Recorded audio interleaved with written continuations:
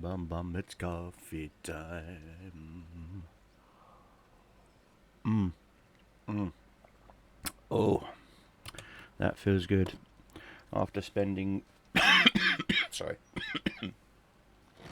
after spending a few hours at the hospital because I started coughing up black shit, thinking black lung, you know, from my time when I lived in Utah at the power plants, but I wasn't in the coal mines. The only time I went to a coal mine was when one collapsed, and I went as part of the rescue service to help distribute water and shovels and supplies and whatnot to coal miners and whatnot who were trying to rescue other miners.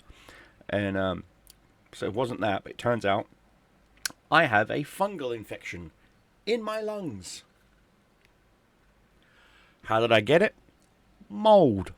Mold from the shower in my bathroom.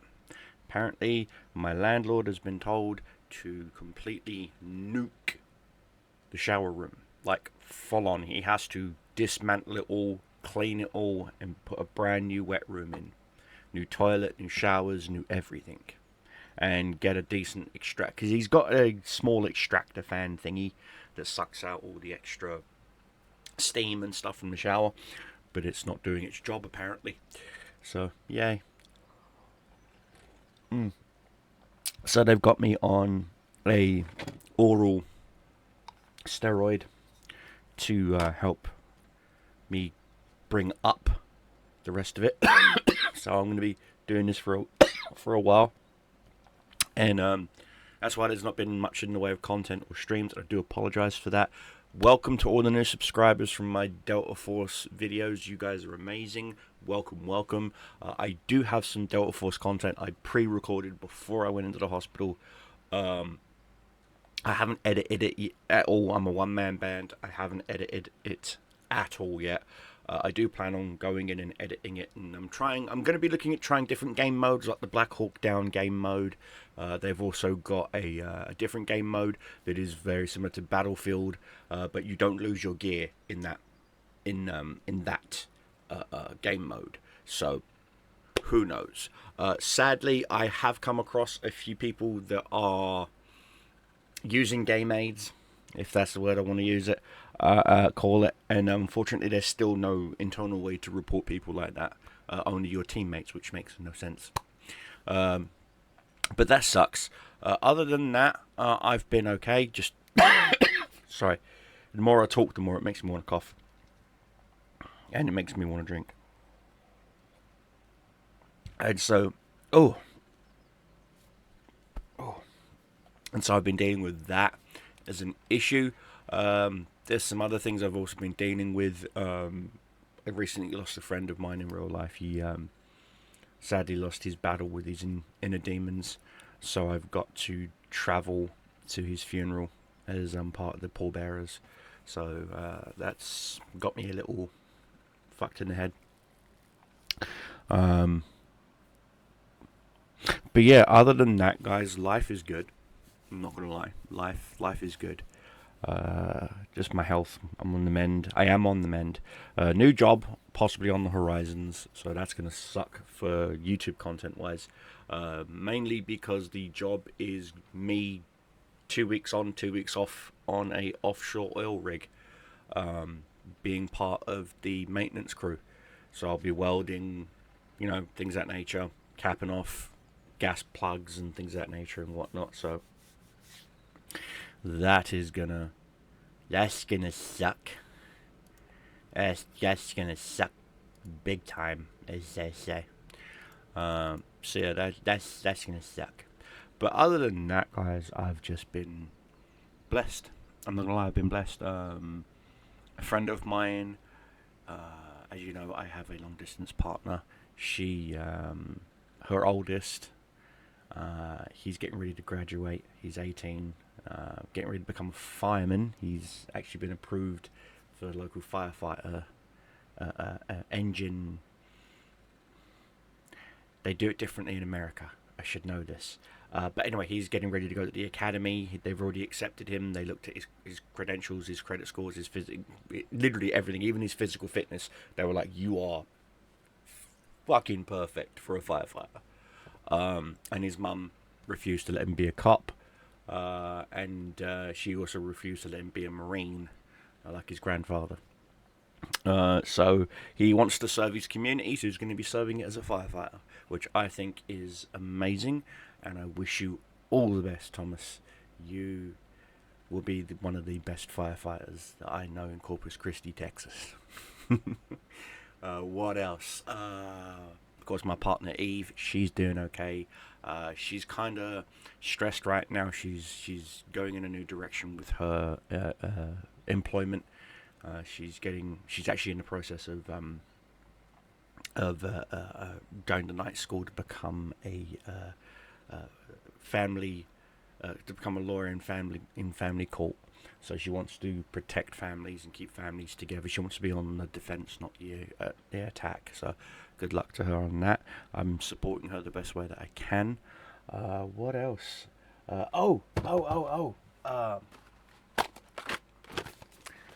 I finally put together a bloody magic deck. Okay, that actually I think will actually be good. The only downside is I'm gonna have to take out a few cards because they cycled out. So this deck is clearly type 1 vintage. I've got some Mind Cranks in here, and Pestilence Cauldron, and a few others. I've got a classic original Drain Life, for crying out loud.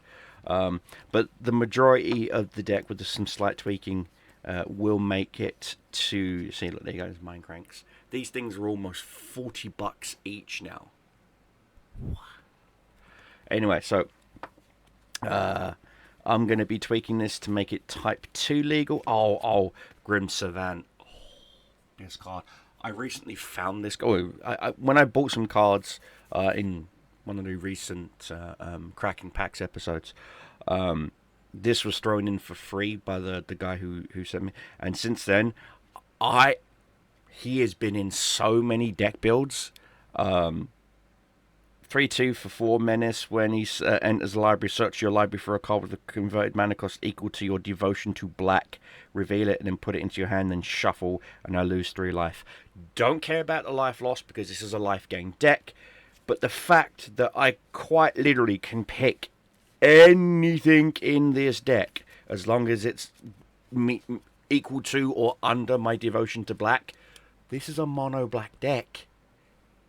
When he hits the battlefield, I'm like, I'll just grab Liliana, or I'll just grab whatever. And it's literally a creature and a diabolic Toda rolled into one. I've got to add more. I've got to buy more. I'm going to look at my finances. I'm going to buy maybe 4 or 5 of him, because he's going to be a staple, same as Etherborn Vampire.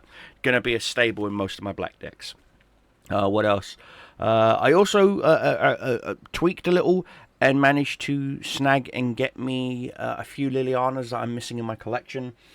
Speaking of, I need to check the shippings on those. Un momento, por favor, s'il vous plaît.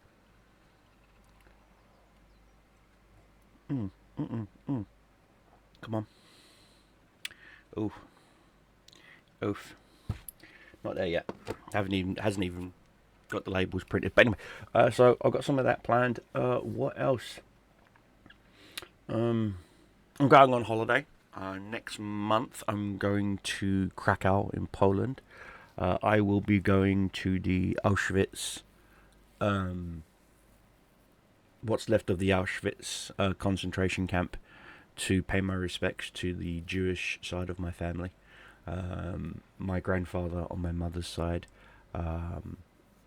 so my maternal grandfather, he is Jewish, or was Jewish. He's no longer with us, so he was Jewish.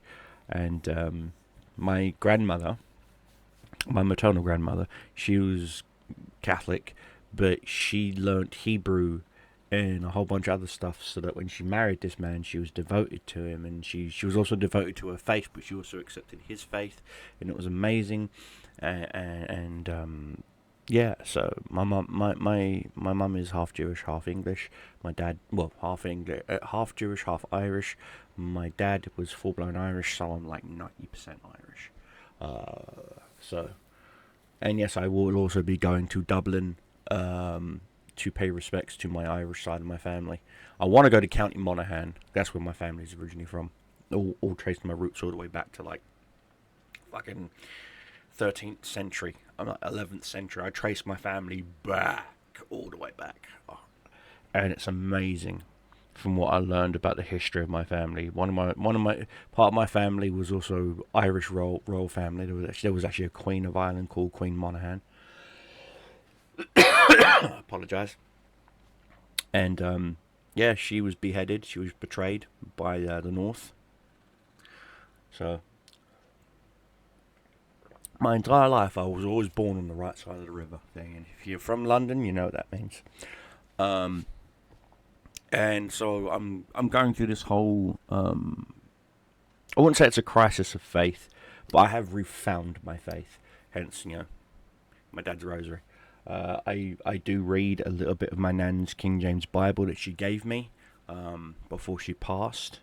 It's got some handwritten footnotes in there and whatnot from my nan and my grandmother and my great grandmother and and other family members. My uncle John, my uncle Peter, they both read it. My mum, she read it. Uh, and like I said, I went to Sunday school sometimes, not all the time, just sometimes. And because after my dad died, I turned away from faith. I what God willingly suffers, punishes children by removing their hero, their father. You know, I just turned my back on faith completely, and for some reason, I don't know what it was. I um I was talking to a friend, and yes, I have friends. I was talking to a friend, and for some reason, I just had this urge. He was talking to me about some of his problems, and I said to him, "Do you want to pray?"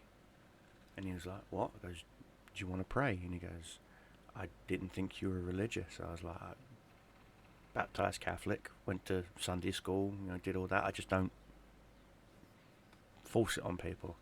And he was like, "Yeah, please." And we did. We sat down and we prayed for what seemed like an eternity, and turned out to be like 3 to 5 minutes. But he felt really good afterwards, and so did I.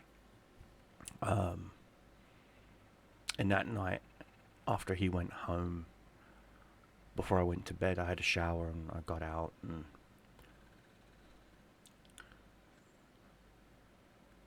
I put on my well TMI moment. Normally I sleep naked, but for some reason I just felt like putting on one of my old shirts, and I put it on, and I was laying in bed and I couldn't sleep, and I thought to myself, listen to some music. So I put some music on, that wasn't doing it. Listened to some audiobook, that didn't do it, and I was like, damn it, I need to sleep.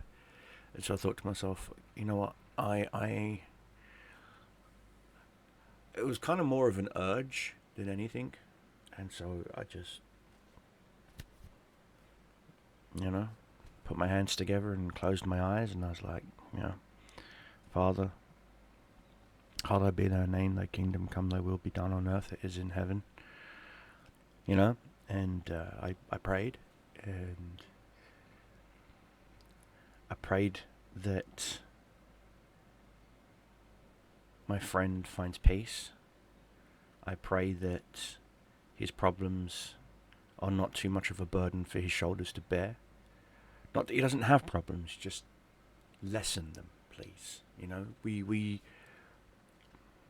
it's like the old song, when the bough breaks, the cradle will fall. It's the old nursery rhyme. Your bough can only take so much before it breaks. And I just prayed that, and I was like, God, I'm not praying for myself. I'm praying for a friend. Please lighten your burden on my friend James. He's a lost soul, but hopefully, if you grant your mercy, he will find the light and come back. And I'm not sure if it did it or not, but he contacted me. Today's Tuesday. He contacted me Sunday, and told me that he just came out of church at Sunday service, and that he felt better. And I said to him, "Good for you, mate." And then he asked me, was I going to attend mass? And I said, no, my church is here, and that's how it's supposed to be. Do not worship false prophets and various things like that. I consider myself a church, and so your body is your temple, as they say, and so I pray to God in my own way. I don't say that my way of praying is better than your way or anything like that. That's not it at all. I am a firm believer in, not necessarily eye for an eye, but also not necessarily turn the other cheek. There's only so many transgressions you can accept before. I mean, even Jesus flipped a table and whipped a bitch. You know what I mean? So sometimes you got to remind someone how fucking dangerous you can be. Pardon my French. And sadly, I had to do that the other day. Yesterday. Yesterday. I had to do it yesterday. Sorry. I had to do that yesterday night. Yesterday evening. I was at my local Irish boxing gym, where I'm supposed to be in like an hour and a half. But with this issue, I can't go. I was there working out, and typical cocky Jack the lad. And he's like, I can take anyone here, yada yada yada, thinking he's the bee's knees and the dog's bollocks, and he got humbled. I don't say he got embarrassed, but he got humbled by an 11-year-old. This guy's in his 20s, 23, 24, maybe 25. And he didn't even land a single hit on this 11-year-old. Now, this guy had height, reach, weight on this 11-year-old. But this 11-year-old, he was fucking quick. Ooh, was he quick. And the boy had ring smarts. He knew what was coming before it did, just from the guy's feet, knees, and hips position. Because he knew, your legs can only go in certain positions in order to balance yourself when you throw a punch. Otherwise, you go off balance and then you're defenseless. So most boxers learn the fundamentals of defense first before they learn to throw a punch. This kid mastered that. And I mean, mastered it. I stopped working out on the heavy bag and I watched this kid, and he whooped the fuck out of this grown ass man for 3 minutes. Didn't even show signs of slowing down. This boy looks like he has stamina for days. And he was just whoop, going in there, working the body, work the body, dodge, dip. It was like watching Prince Nassim Hamed, and bear in mind, I don't give props to Prince much, but he was a good boxer in his day, in his prime, especially against Barrera, that fight between Hassim and Barrera. Good fight. But it was like watching a very, very, very young Prince Nassim. He was just whop.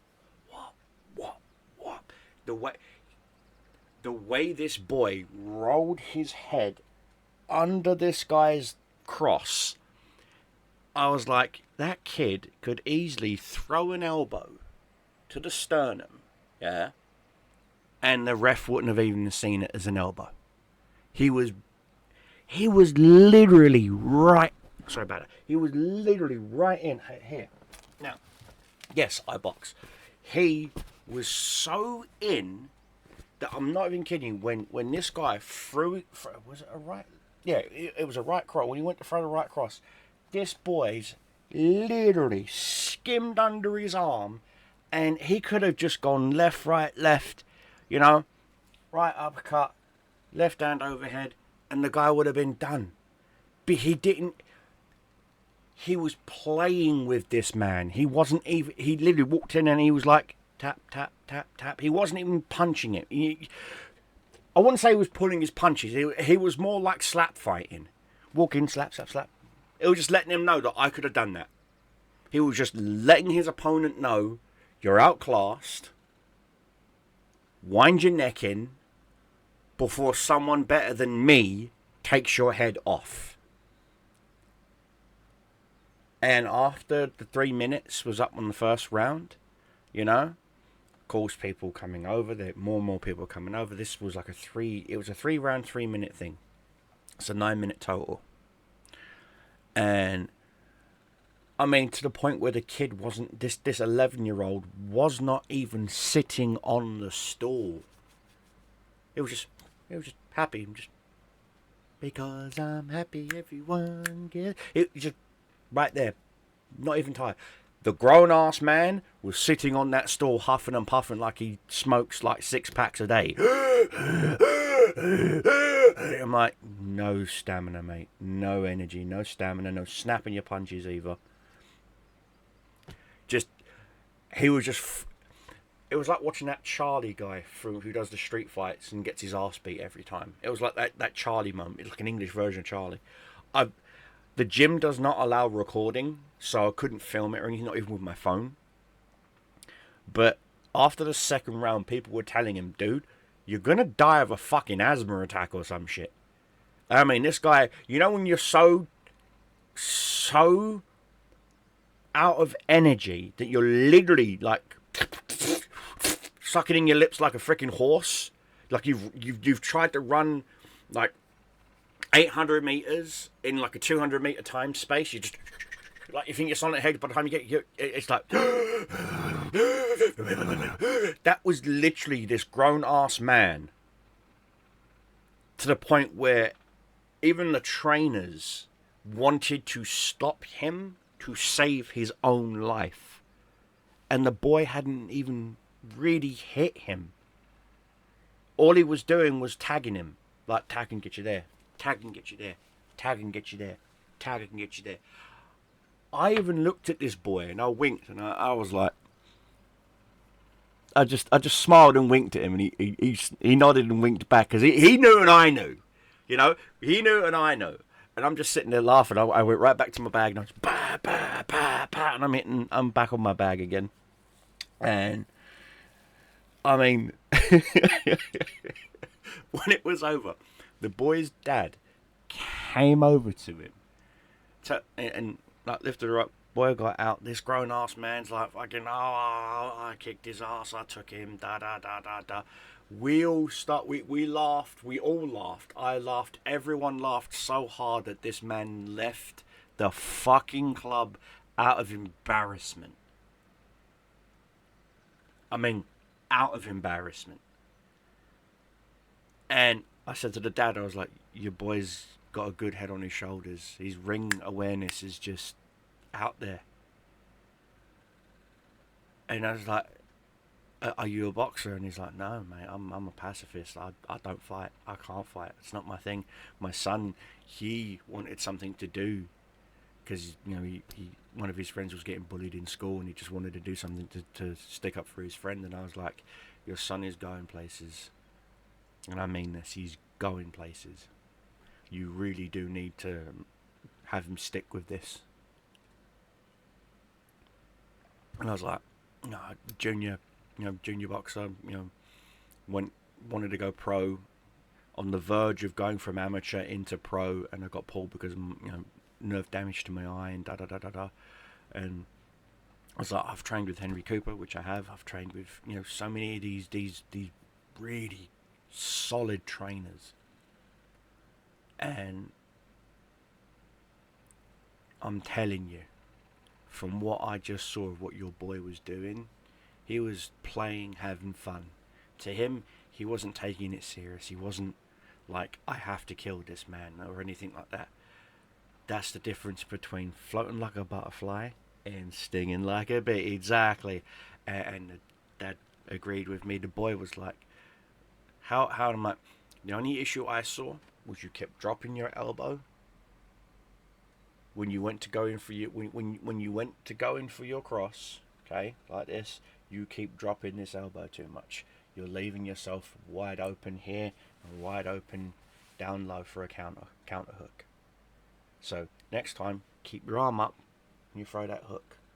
I know you want to set this arm up for a follow up, but you need to wait to see if that hook connects. It's all about patience. You've got the energy, you've got the stamina, you've got the follow up. It's there. Okay, it's right there. But sometimes patience is your friend. Okay, you got to wait for that opening. That guy's a moron. He was so open, he might as well have been a 7-Eleven. You know, and of course, you know, they got the joke and started laughing. I'm like, he was more open than Poundland. Trust me. Just seriously, your son is amazing. Kid, stick with it, mate. Stick with it. Please stick with it. And the kid's name is Amar. Their family is originally from the Middle East somewhere. But this kid, oh, just watching that boy fight reignited the fire in me. Sorry. Reignited the fire in me to get back into the gym more often. And I'm not gonna do any pro fights or amateur or anything. I genuinely just want to go to get myself back into a bit of a more decent shape and be around my people. And like I said, I'm Irish. I like being around my people. I like speaking Gaelic. I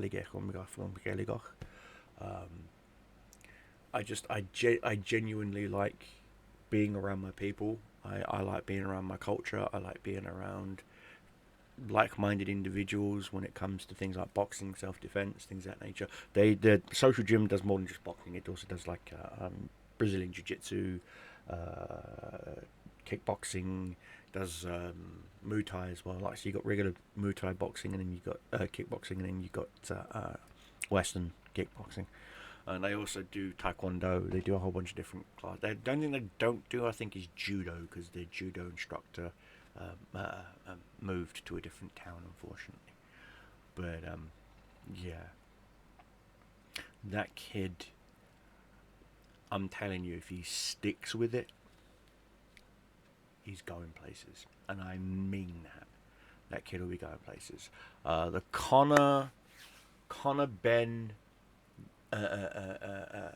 Eubank fight. My thoughts on that. Was it a boxing match or was it a dance? I couldn't tell you. They were too busy hugging.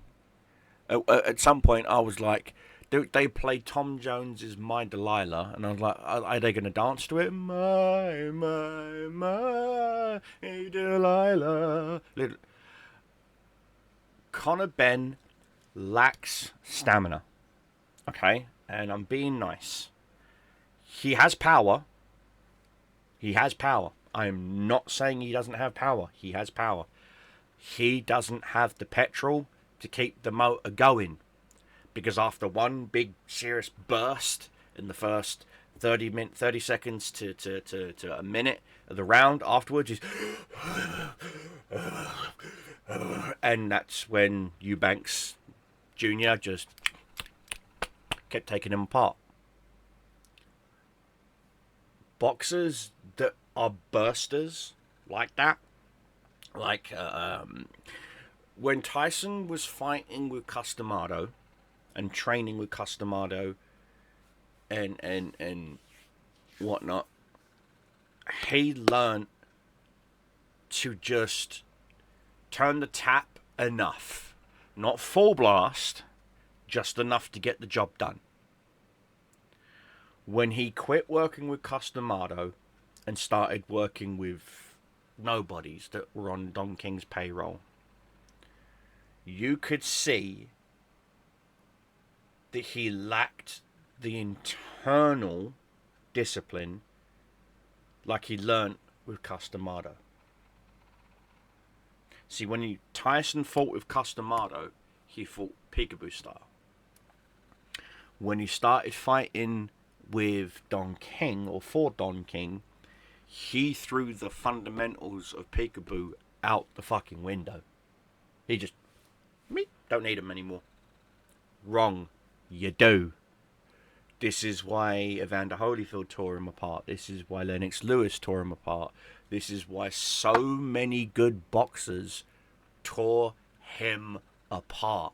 Is because he forgot the fundamentals. Now, I love Tyson. I have signed gloves of Tyson from the Tyson-Frank Bruno fight. Okay? Love me Mike Tyson. If I could meet that guy, I so would. I would shake that man's hand. I love the dude. Okay? Much respect. Okay? His exhibition fight with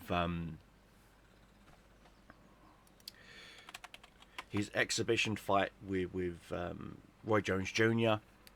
Great. That shit show between him and that stupid YouTuber. That wasn't a fight. All that YouTuber did was run circles around him because he was too afraid to get hit because he's a bitch.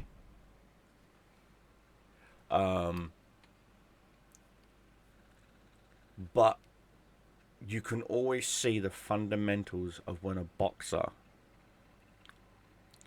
who's with a trainer for so long, like Bronze Bomber, Deontay Wilder.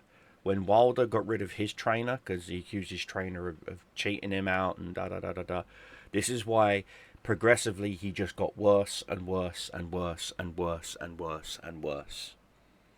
This is why no one's ever going to say Wilder Fury 4, Wild and Fury. That's never going to happen again. Never, ever, ever. Okay? Fury, as much as I don't like that fucking walking lump of lard, tore Wilder apart. Okay? And then when Wilder threw his trainer away, because Wilder did not listen to his trainer. Period. He did not listen to his trainer. Watch the fucking fight.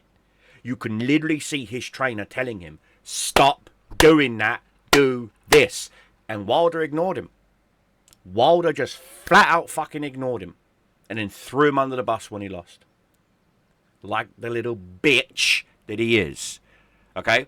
I'm sorry. If you got the brass balls to go to press conferences and say, I'm going to do this, I'm going to do that, da-da-da-da-da-da, and then you get your ass beat like a red-headed stepchild, you don't throw everyone under the bus because they weren't in the ring getting punched. You was.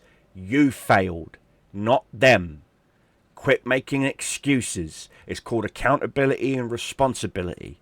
You chose to ignore your fucking trainer. Why? I don't know. I will never know. We will never know because you won't tell the truth. And then the rematch comes along and you get your ass beat even worse. Why? Because this new trainer does not know you. You do not know them. Watching a video or two of your previous fights does not get them into your mindset or you into theirs.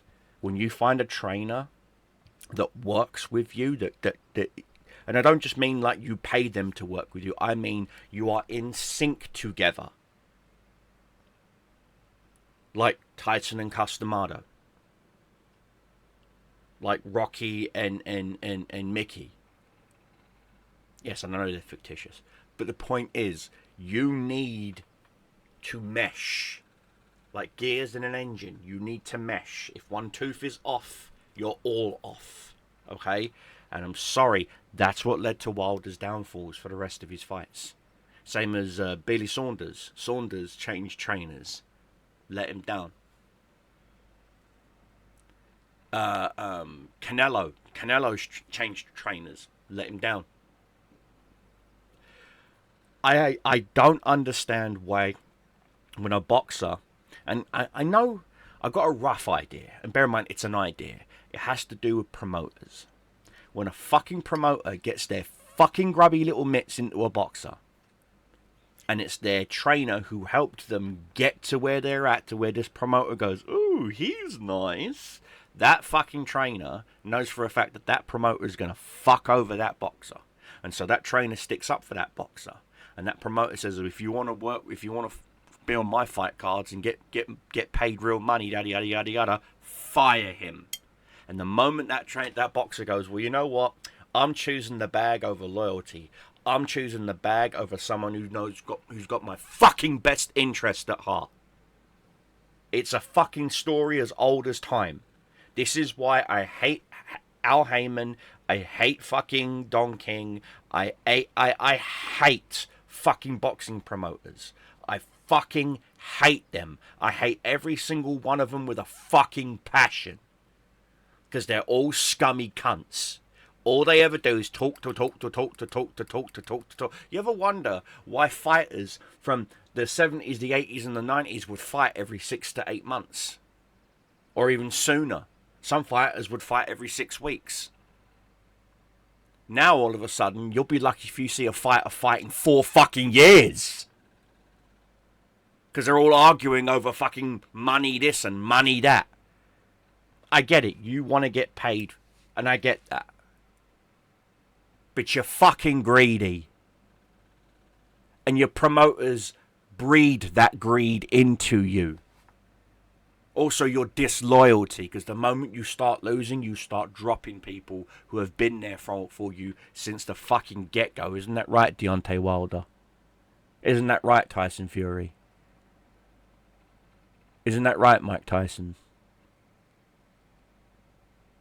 That's my fucking point. You chop and change trainers like people collect fucking Air Jordans. You don't get it, do you? I was loyal to my trainer. Period. I was fucking passed over for seriously good fights and good fucking money.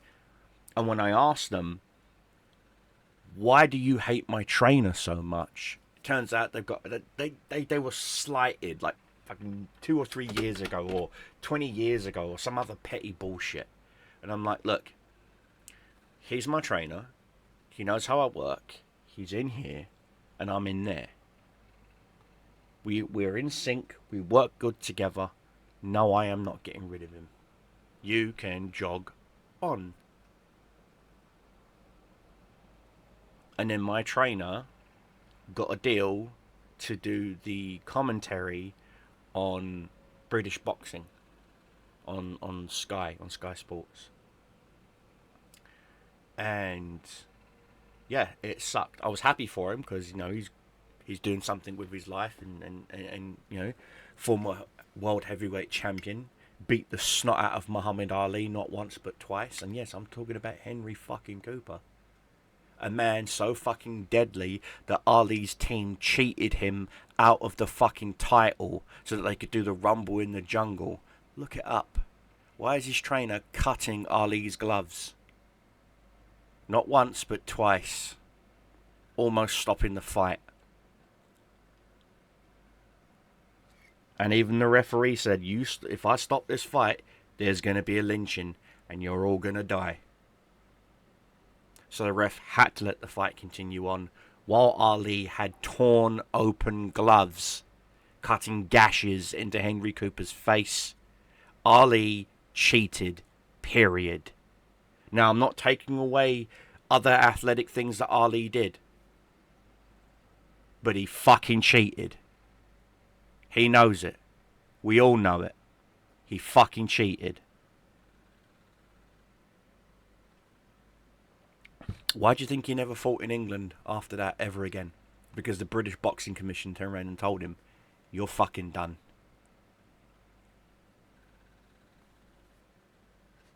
Look it up. Well, coffee's done. Video's done. Thanks for hanging out and listening to me rant for about boxing for a few other things. Anyway, guys, give yourselves thank you for hearing me dying. Sorry. Cobra Commander is out. And I'll see you next time.